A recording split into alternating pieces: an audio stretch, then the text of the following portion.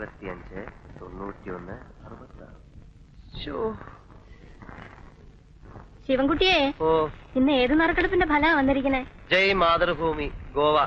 വെളിച്ചാവണേന് മുമ്പ് പത്രം നോക്കിയിരിക്കുന്ന കണ്ടപ്പോഴേ തോന്നി കിട്ടുന്ന കാശ് വെറുതെ കൊണ്ടുവന്ന് കളയാന്നല്ലാതെ. തല 4 രൂപയുടെ വ്യത്യാസത്തിലാണ് നഷ്ടപ്പെട്ടത്. ഒന്നാം സമ്മാനം 5 ലക്ഷം. 2 നമ്പർ. അമ്മേ, ദേ ഇത് കണ്ടോ? JB 25, 91, 66. ഇത് കണ്ടോ? ഒന്നാം സമ്മാനം JB 25, 37, 66. 2 നമ്പർ. സാരമില്ല, അടുത്ത ആഴ്ച കേരള 10 ലക്ഷം ഒരു കാറും. ഞാൻ എല്ലാ സീരിയലിലും ഓരോ ടിക്കറ്റ് എടുത്തിട്ടുണ്ട്. നിനക്ക് വേറെ ജോലിയൊന്നുമില്ലേ? നമുക്കതിനുള്ള ഭാഗ്യമൊന്നുമില്ല. അമ്മേ, ഈ ഭാഗ്യം എപ്പോഴാണ്, എവിടെ കൂടാണ്, എങ്ങനെയാണ് നമ്മളെ കടാക്ഷിക്കുന്നതെന്ന് പറയാൻ പറ്റില്ല. ആ കണ്ട താറാവുകാരനും ചായക്കടക്കാരനും ബീഡി എറുപ്പുകാരനും ഒക്കെ ഒന്നാം സമ്മാനം കിട്ടാമെങ്കിൽ നമുക്ക് കിട്ടിക്കൂടെ? പിന്നെ അമ്മയ്ക്ക് പശുവിന്റെ മൂത്രവും ചാണകവും ഒക്കെ വരണോ? നല്ല എയർ കണ്ടീഷൻ മുറിയില് കാലും കയറ്റി വെച്ചിരുന്നാ പോരെ? ഇവന്റെ ഓരോ മോഹങ്ങള്. 3 നേരം പട്ടിണി കൂടാണ്ട് ഇങ്ങനെ അങ്ങ് കഴിഞ്ഞുകൂടിയാ മതിയായിരുന്നു എന്റെ ഈശ്വര. എനിക്കും ഒരു AC റൂം വേണം. AC ഇല്ലാണ്ട് എനിക്ക് ഉറക്കമേ വരുന്നില്ല. ഡേഡി, നീ എങ്ങനെ കളിയാക്കൊന്നും വേണ്ട. ഈ കാശും പണവും വരാൻ അത്ര പെരുത്ത് സമയമൊന്നും വേണ്ട. എല്ലാവർക്കും ഉണ്ടടി ഒരു നല്ല കാലം. അന്ന് ഞാൻ ഈ പഴഞ്ചൻ വീട് പൊളിച്ച് ഒരു ഉഗ്രം വീട് പണിയും. അതിൽ AC മുറി ഉണ്ടാവും, 5-6 പണിത് വെച്ചിട്ടുണ്ടല്ലോ മേശപ്പുറത്ത്.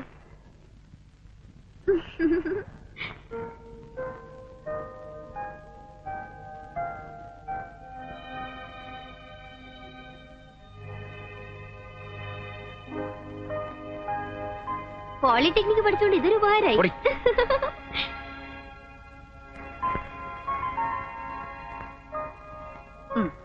തുടങ്ങിയോ അതിന്റെ മുകളിലെ പണി? എന്റെ ശിവ, നീ അതെടുത്താ പിന്നാമ്പറത്തെങ്ങാനും കൊണ്ടുവയ്ക്കേ. കാണുന്നവരൊക്കെ എന്നോടാ ചോദിക്കണത് എന്നാ പണി തുടങ്ങണേന്ന്. പരിഹസിക്കുന്നതാ. നമുക്ക് ഇഷ്ടമുള്ളപ്പോ തുടങ്ങും. നാട്ടുകാരോട് പറയണോ? ചേട്ടാ, ഈ ലോകത്ത് വേറെ എന്തൊക്കെ കാര്യമുണ്ട് അന്വേഷിക്കാൻ? ശിവശങ്കരൻ വീട് വെക്കുവോ? എന്ന് പണി തുടങ്ങും? എങ്ങനെ പണി തുടങ്ങും? വേറെന്തൊക്കെ അറിയണ്ടത്? കണ്ണുകടി എന്ന് വെച്ചാൽ ഇങ്ങനെയുണ്ടോ കണ്ണുകടി? പിന്നെ നിറയെ പൊന്നും പണം വെച്ചിരിക്കല്ലേ അറിയല്ലേ കണ്ണു കടിക്കാൻ.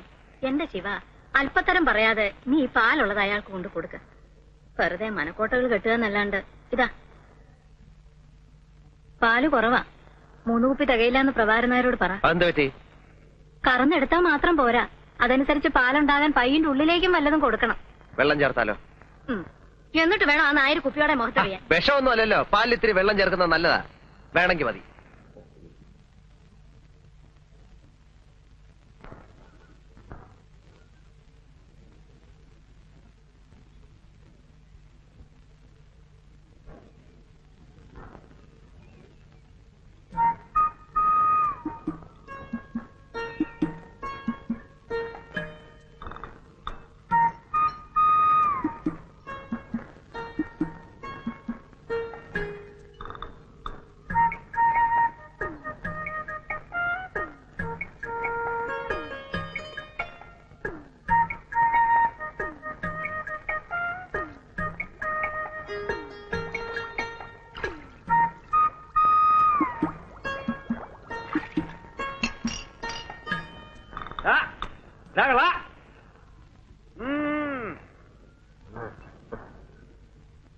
അത് ശരി, പ്രഭാകരനായ ചായക്കടയിൽ നീ നാട്ടുകാർ കുടിക്കണതേ ഈ കുളത്തിലെ വെള്ളമാണല്ലേ? നോക്കിക്കൊണ്ട് പോടാ, ചിലപ്പോ വല്ല മീനും കാണുമോ നീ? മീനൊന്നും കേറിയിട്ടില്ല. ആ അല്ലെങ്കിൽ പിന്നെ 2 മീൻ ഇപ്പൊ കയറിയാലെന്താ? ഉച്ചയ്ക്ക് വറുത്ത ചോറിന്റെ കൂടെ കൊടുക്കാം.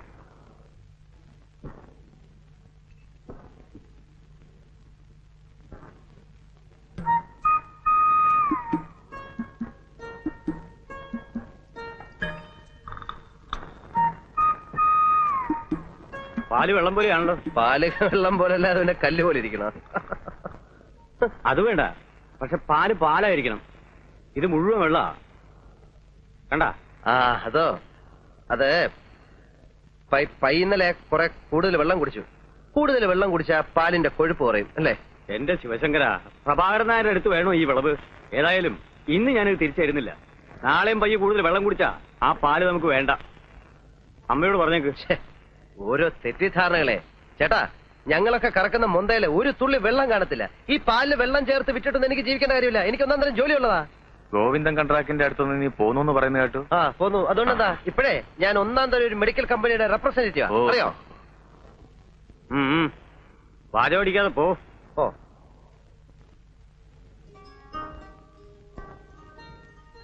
റംലു, എന്താ വണ്ടിയിലൊഴിക്കാൻ കുറെ വെള്ളം എടുത്തടി. ഇക്കാക്കടെ ലൊടാക്ക് വെള്ളം മണി കുടിച്ച് കൂട്ടുണ്ട്. അതിനുള്ള ഓട്ടാണെങ്കിൽ ഓടുന്നുണ്ട്. ഈ ലൊടാക്ക് ഉള്ളതുകൊണ്ടാ നീ കഞ്ഞിയുടെ വെള്ളം കുടിച്ച് കിടക്കുന്നത്. മോനെ ഇജ്ജ് വരുമ്പോ ശിവൻകുട്ടിയോട് ഒരു 5-6 കുളിയും കൂടി വാങ്ങിക്കൊണ്ടുവരണം.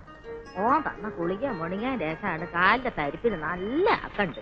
അയ്യോ എന്റെ ഉമ്മ, ഓൻ തരുന്ന മരുന്നൊന്നും വിജയിച്ച് കഴിക്കല്ലേ. അതേതോ തല്ലിപ്പൊളി കമ്പനിയുടെ മരുന്നാ. അത് മാത്രമല്ല, ഓൻ ഈ മരുന്നിനെ കുറിച്ച് ഒരു ചുക്കും ചുണ്ണാൻ പോട്ട് അറിയേയില്ല. പിന്നെ പെട്ടിയും തൂക്കി മരുന്ന് വിൽക്കാനാന്ന് പറഞ്ഞു ഓൻ നടക്കണ എന്തിനാ? ഈ മരുന്ന് വിൽക്കുന്നവരാണോ ചികിത്സ? അത് ഡോക്ടർമാർക്കേ അറിയൂ. എന്നാലത് മുണിങ്ങാൻ രസം നല്ല അക്കണ്ട്. മോന്റെ കാര്യം പറഞ്ഞ് നാക്കെടുത്തില്ല. നീ എന്താ ഇതുവഴി? ഒന്നും പറയണ്ട, ഞാൻ ആ ഇടവഴി ചാടിക്കടന്ന് ചുറ്റിക്കറങ്ങി ഓടി വരിക. കാലത്തെ ആ വെറിയമ്മേനോ കേറി വന്നു. ഞാൻ അയാൾ കാണാതെ അടുക്കള ഒഴുങ്ങി പോന്നു. അത് ശരി. ഇങ്ങനെ ഒളിച്ച് കളിച്ചിട്ട് എന്താ കാര്യം? പിന്നല്ലാതെ എത്ര അവധിയെന്ന് വെച്ചാ പറയാ. സാധാരണ അച്ഛന്മാര് മക്കൾക്ക് സമ്പാദിച്ചു കൊടുത്തിട്ടാ മരിക്കുക. പൂക്കാട്ടുശ്ശേരി പരമേശ്വരൻ നായര് 3 മക്കൾ കൂടെ സമ്പാദിച്ചു കൊടുത്തിരിക്കുന്ന നാട് മുഴുവൻ കടവാ. ഒക്കെ ശരിയാവും എന്റെ ശിവൻകുട്ടിയെ, ഈ സമാധാനിക്ക്. ഒക്കെ ശരിയാവും. ഞാനൊരു കത്തിയും കഷാരിയായിട്ട് ഇറങ്ങണം, കക്കാനും പിടിച്ചു പറിക്കാനും ഒക്കെ. നീ ഇത്ര ബേജാറാവണം എന്തിനാ? ഇതൊക്കെ തന്നെയാ ജീവിതം എന്ന് പറയുന്നത്. ഓരോരുത്തർക്കും അവരവരുടെ പ്രശ്നങ്ങൾ. ഇതിലിത്ര വിഷമിക്കാൻ എന്തുവാ കാര്യം? ബാലേട്ടനെ മിടുക്കൻ. ജോലിയും കുടുംബമൊക്കെ ആയപ്പോ മൂപ്പര് സൂത്രത്തിൽ അങ്ങ് മാറി. കുടുംബം നോക്കാനും കടക്കാരോട് സമാധാനം പറയാനും ഞാനുണ്ടല്ലോ. കഞ്ഞി വിളമ്പിക്കണോ? നീ വല്ലതും കഴിച്ചിട്ടാണോ ഇറങ്ങിയത്? എനിക്ക് വേണ്ട. ദിനു, ഇതിനോട് ഉളഞ്ഞത്. ഇവൻ വീട്ടിന്റെ പിന്നാമ്പുറത്തൂടെ മുങ്ങിയതാ. ഇയാള് വേഗം കഴിച്ചിട്ട് വാ, വണ്ടി പോവാം. അപ്പൊ അയാളുടെ കണ്ണിപ്പെടാണ്ട് പോവാലോ. അതെന്താ, ഞങ്ങളുടെ കഞ്ഞി കഴിക്കൂലേ? ഇതൊക്കെ ഇവന്റെ ഒരു നമ്പറല്ലടി. പണ്ട് വാപ്പ ഉണ്ണാൻ വരുമ്പോ ഉമ്മയ്ക്ക് ഓർമ്മയുണ്ടോ? എവിടെയാണേലും അവൻ പറന്നെത്തും, വിളിച്ചാ വരത്തില്ല. എന്നാ അവിടെ ഇവിടെയൊക്കെ പതുങ്ങി ഇന്നലെ ശബ്ദം ഉണ്ടാക്കി. താറാമുട്ട പൊരിച്ചു കിട്ടാനുള്ള കൊതിയാ വാപ്പയ്ക്കതറിയാം. മൂപ്പർ ഒരു കഷ്ടം അങ്ങോട്ട് കൊടുക്കും. കിട്ടിയാ പിന്നെ ഒരു നിമിഷം നിക്കത്തില്ല, പറക്കുന്ന കാണാം. പേരി പള്ള കായാണ്ട് വല്ല കഴിച്ചിട്ട് കഞ്ഞിക്ക് എന്താ കൂട്ടാൻ? കഞ്ഞിക്ക് എന്താ കൂട്ടാൻ? കഞ്ഞിക്ക് കൂട്ടാൻ കച്ചിൽ. നെറുകേട് കാണിക്കുന്നതിനെ ഒരു അതിരുണ്ട്. ഞാനെന്താ നിങ്ങളുടെ കളിക്കുട്ടിയാ? ഊച്ചവാക്കിൽ വാ പറ്റുവാക്കിൽ വാന്ന് പറഞ്ഞ് എന്നെ കുരങ്ങെളുപ്പിക്കാൻ തുടങ്ങിയിട്ട് കൊല്ലം 5-6 ആ ബാലകൃഷ്ണ അടുത്ത് ചെന്നപ്പോ അവനില്ലാത്ത പ്രാരാബ്ധമില്ല. ശിവൻകുട്ടി തരുമെന്ന് പറയും. ശിവൻകുട്ടിയുടെ അടുത്ത് വരുമ്പോ പാടത്തെ തവള കരയണമാതിരി തറാന്ന് പറയും. ഇപ്പൊ എന്റെ നേളിൽ കണ്ടാവും മുങ്ങി നടക്കുക. എന്റെ പെട്ടിരിക്കണ പണം 25,000 രൂപ എണ്ണി തന്നിട്ടാ ഞാൻ ഈ അച്ചാലും പിച്ചാൻ നടക്കേണ്ടി വന്നത്. അവരാരും വാങ്ങിച്ച പണമല്ലല്ലോ. വാങ്ങിച്ച ആള് മരിച്ചും പോയി. എന്നാലും തരില്ലാന്നൊന്നും ഞങ്ങൾ പറഞ്ഞിട്ടില്ലല്ലോ. പ്രോനോട്ട് എഴുതി തരികയും ചെയ്തിട്ടുണ്ട്. പണം ഞങ്ങൾ തരും എന്ന്. അതിന് ഞാൻ ചത്തിട്ട് ഇനിയൊരു ജന്മം കൂടി ജനിക്കണോ? ശിവൻകുട്ടി ഒരു നിലയിലെത്തിയ ഇവനൊക്കെ ഗതി പിടിക്കുന്ന ആർക്കറിയാം? ഒരു കാര്യം ഞാൻ പറഞ്ഞേക്കാം, ഇനി എനിക്ക് ശ്രമിക്കാൻ വയ്യ. സിവിൽ കേസ് കൊടുക്കാൻ പോവാ. നീ അവസാനം അറിഞ്ഞില്ല കേട്ടില്ല എന്ന് പറയണ്ട. മേന്നെ, കുറച്ച് സമയം കൂടി ഞങ്ങൾക്ക് തരണം. എന്റെ കുഞ്ഞുങ്ങളെ കോടതി കയറ്റരുത്. കോടതി കയറ്റുന്നു മാത്രമല്ല, ഈ വീഡിയോ ഞാൻ ജപ്തി ചെയ്യിക്കുന്നു. നോക്കൂ.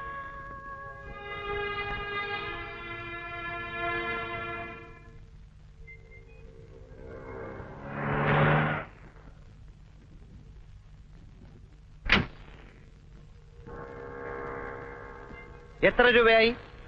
എത്രയായാലും ഓഫീസിൽ ഒന്ന് വാങ്ങിച്ചോളൂ. ഏത് ഓഫീസ്? നീ എന്തോ ഈ പറയുന്നേ? നിന്റെ അമ്മായി അമ്മയുടെ ഓഫീസ്. ഇവിടെ പോടാ, ബിസിനസ് സ്നാക്കറിയാത്ത കഴുതാ. താമസിക്കോ? സാർ, ഉച്ചയ്ക്ക് ഊണിന് വണ്ടി വേണ്ട, ഞാൻ മാനേജ് ചെയ്തോളാം. Good morning sir. Good morning. ഒരു നല്ല ടാക്സി പോലും കിട്ടാനില്ല. എങ്ങനെയുണ്ട് സെയിൽ? തരക്കേടില്ല. നമ്മുടെ പ്രോഡക്റ്റ് നല്ല മൂവ്മെന്റ് അല്ലേ? ഒറ്റ കുപ്പി പോലും വിറ്റിട്ടില്ല. അങ്ങനെ വരാൻ വഴിയില്ലല്ലോ. ഈ എറണാകുളത്തൊക്കെ പ്രോട്ടോബി ഭയങ്കര സെയിൽ, കിട്ടാനില്ല. ഈ ഗർഭശുശ്രൂഷയ്ക്ക് പറ്റിയ ടോണിക്കാണ്. മിനറൽസ്, പ്രോട്ടീൻസ്, ഹോർമോൺസ്, വൈറ്റമിൻസ് എല്ലാം ഉണ്ടല്ലോ.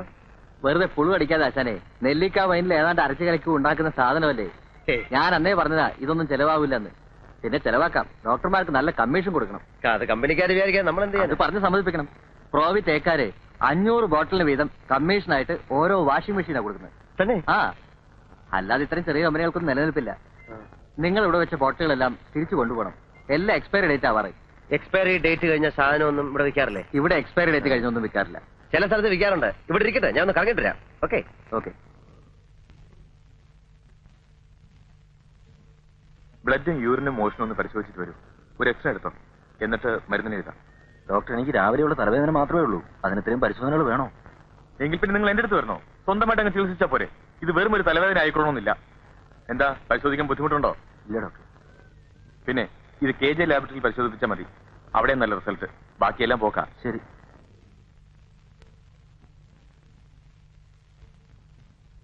Good afternoon doctor.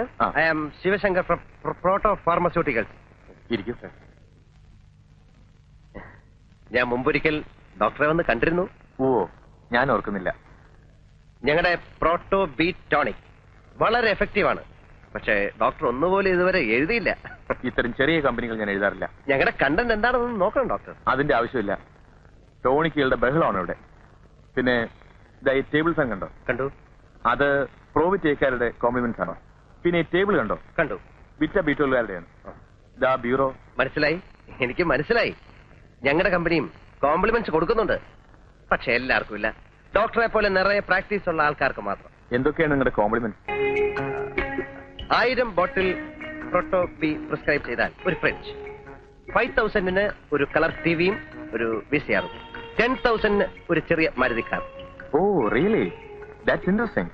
എന്താ നിങ്ങളുടെ ടോണിക്കിന്റെ പേര്? Proto B healthtonic haemoglobin syrup with vitamin B12 and sorbitol. ഗർഭ ശുശ്രൂഷയ്ക്ക് പ്രോട്ടോ ബി.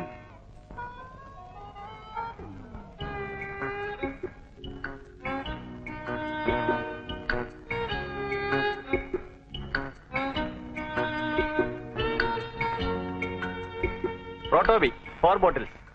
അതേത് ഡോക്ടറെ? ഡോക്ടർ സുരേന്ദ്രന്റെ. ഇത് തീർന്നിരിക്കുക. ഒരു ബോട്ടിൽ പോലും ഇല്ലേ? ഇല്ല, കംപ്ലീറ്റ് തീർന്നു. ഇപ്പൊ തന്നെ എത്ര ചീട്ടാ വന്ന് മടങ്ങിപ്പോയെന്നറിയോ?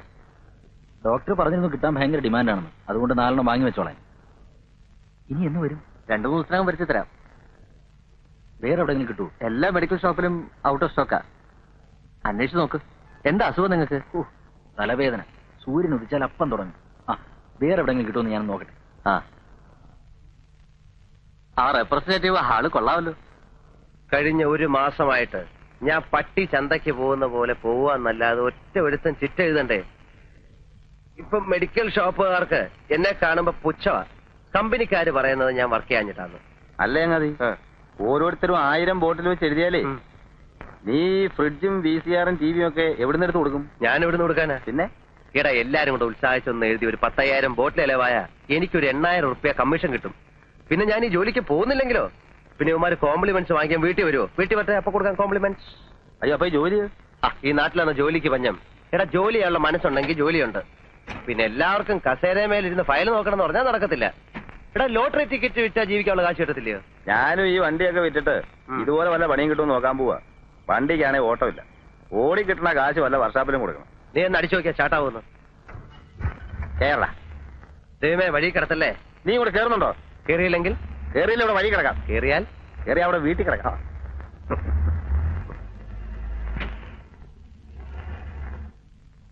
എന്റെ ഏട്ടാ, ഞാൻ പറഞ്ഞ കേക്കണ്ടേ? ഉച്ചയ്ക്കാണെങ്കിൽ കഴിച്ചു എന്ന് വരുത്തി. അയാൾ വന്ന് വഴക്കുണ്ടാക്കണ ഇത് ആദ്യമൊന്നല്ലല്ലോ. എന്റെ കുട്ടി, ഇനി കോടതി കൂടെ കയറാനേ ബാക്കിയുള്ളൂ. അതും അയാൾ കേട്ടു. എന്റെ അമ്മയെ കോടതി എന്ന് പറയുന്ന തല വീഴുന്ന സ്ഥലമൊന്നുമല്ല. അയാൾ കൊണ്ട് കേസ് കൊടുക്കട്ടെ. പിന്നെ അയാളോട് സമാധാനം പറയണ്ടല്ലോ. അമ്മ ആഹാരം കഴിക്കും. എനിക്ക് വിശപ്പില്ല. ആദ്യം കേറിട്ടാ. പിന്നെ മണ്ണാൻ കേട്ടാ. ഇനി അമ്മ കഴിച്ചിട്ടേ ഞാൻ കഴിക്കുന്നുള്ളൂ. എന്റെ അമ്മ അയാൾ കേസ് കൊടുക്കത്തില്ല. ഞാൻ അയാളെ ചെന്ന് കണ്ട് സമാധാനമായിട്ട് സംസാരിച്ച് തീർത്തോളാം. വഴക്കൊന്നും ഉണ്ടാക്കരുത്.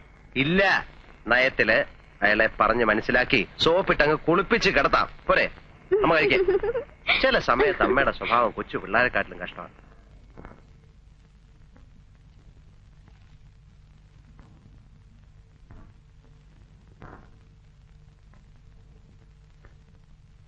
എന്ത് വേണം? ഞാൻ ചേട്ടനെ ഒന്ന് കാണാമെന്ന്.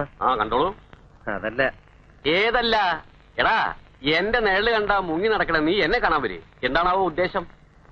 ചേട്ടൻ വീട്ടിൽ വന്നു എന്നറിഞ്ഞു. അമ്മ ആകെ വിഷമിച്ചിരിക്കുക. ഞാൻ പറയുന്നത് ശരിയല്ലെന്നറിയാം. എന്നാലും കുറച്ചാളൂടെ ക്ഷമിക്കണം. മാസാമാസം ഞാൻ കൃത്യമായിട്ട് പലിശ തന്നോളാം. 1 കൊല്ലത്തിനുള്ളിൽ കടം വീട്ടുകയും ചെയ്യാം. എവിടുന്നെടുത്ത് വീട്ടും? എനിക്ക് എന്നെ വിശ്വാസമില്ല. ഞാൻ എന്റെ വഴി നോക്കിക്കോളാം. മേനോൻ ചേട്ടൻ എന്നെ എന്ത് വേണമെങ്കിലും ചെയ്തോ. എന്റെ അമ്മയെ വിഷമിപ്പിക്കരുത്. എടാ, നിന്റെ അച്ഛൻ ചെയ്ത ചതിക്ക് നിങ്ങളൊക്കെ അനുഭവിക്കണം. 3 മാസത്തെ അവധിയും പറഞ്ഞ് വാങ്ങിച്ചോണ്ട് പോയതാ. ഇപ്പൊ കൊല്ലത്രയായി. മുതലുമില്ല, പലിശയില്ല. ഇനി നിങ്ങളടുത്ത് ഞാൻ വരണില്ല. ഇവിടെ നീതി നിയമമുണ്ടോ ഞാനും നോക്കട്ടെ. ഞാൻ കാല് പിടിക്കാൻ ചേട്ടാ. ഇറങ്ങിപ്പോടാ തെണ്ടി കള്ളവർഗ്ഗങ്ങൾ. എടോ, ഇത്രയും നേരം തന്റെ കാല് ഞാൻ പിടിച്ചത് തന്റെ അച്ഛന്റെ കൂട്ടുകാരനായതുകൊണ്ട് ഇടിച്ചതിന്റെ ഷേപ്പേ മാറ്റിക്കളയും. താൻ എന്നെ കോടതി കയറ്റല്ലോ. കേട്ടൂടാ. ഞാൻ കോടതി കയറുന്നത് തന്നെ കൊന്നിട്ടായിരിക്കും. താൻ ആണാണെങ്കിൽ എനിക്ക് വക്കീലോട്ട് സഹിക്കണോ? അന്ന് എന്റെ മരണമാ. എന്താ കാണണോ? എടാ ശിവൻകുട്ടി, നീ പോക്കിരിത്തരാ കാട്ടെ. അതെ, പോക്കരുത്തരാ. താൻ എന്തോ ചെയ്യും? ഞാനും ചെയ്യില്ല. എന്നെ കോടതി കയറ്റണ്ടേ? അത് ഞാൻ ഇഷ്ടം പോലെ ചെയ്യും. ഞാൻ ചിലപ്പോ കേട്ടില്ലെന്ന് വരും. അതിന് നിനക്കെന്താ നഷ്ടം? എനിക്ക് നഷ്ടമൊന്നുമില്ല. നഷ്ടപ്പെടാൻ പോകുന്നത് തനിക്കായിരിക്കും. മറക്കണ്ട. ഇല്ല, മറക്കില്ല. താനെന്തോ നോക്കി പേടിപ്പിക്കുന്നത്? അങ്ങനെ ഫീൽ ചെയ്യുന്നുണ്ടോ? കളിക്കല്ലേ? ആരോടാ ദേഷ്യപ്പെടുന്നേ? അത് നമ്മുടെ ശിവൻകുട്ടി നാക്കെടുത്ത തമാശ പറയൂ. അല്ല പാരമ്പര്യമായിട്ട് അങ്ങനെയാ. അപ്പൊ കാണാം. കാണണം. കാണണം കാണണം. എന്താ പറയാ, ഇപ്പോഴത്തെ കാലത്ത് ഇത്തിരി പോക്കിരിത്തരമില്ലാതെ ജീവിക്കാൻ പറ്റത്തില്ല. നമ്മളൊന്ന് താന്ന് കൊടുത്താലേ നമ്മുടെ തലയിൽ കയറും. അല്ല, അയാൾ ഇനി പോലീസ് സ്റ്റേഷനിൽ കംപ്ലൈന്റ് വല്ലതും കൊടുക്കും? കംപ്ലൈന്റ് കൊടുത്താ പ്രശ്ന ഇടിച്ചവന്മാര് നട്ടല്ലൂരും. പേടിത്തൊണ്ടനാ, അതുകൊണ്ട് കംപ്ലൈന്റ് ഒന്നും കൊടുക്കത്തില്ല. ഓട്ടോ ഒന്നും ഇല്ലേ? നമുക്ക് വേണമെങ്കിൽ ഒന്ന് കറങ്ങിട്ട് വരാം. അതേ, നടന്നങ്ങ് പോയാ മതി. അല്ലെങ്കിൽ തന്നെ കാശും കൊടുത്തിട്ട് പിന്നെ കൈയും കാലും പിടിച്ചിട്ടാ പെട്രോൾ കിട്ടുന്നത്. രാത്രി ഞാൻ വന്നിട്ടേ പോകണേ. ബസ് ചാർജ് 1 രൂപ കൊടുക്കണം. എല്ലാം ശരി തന്നെ?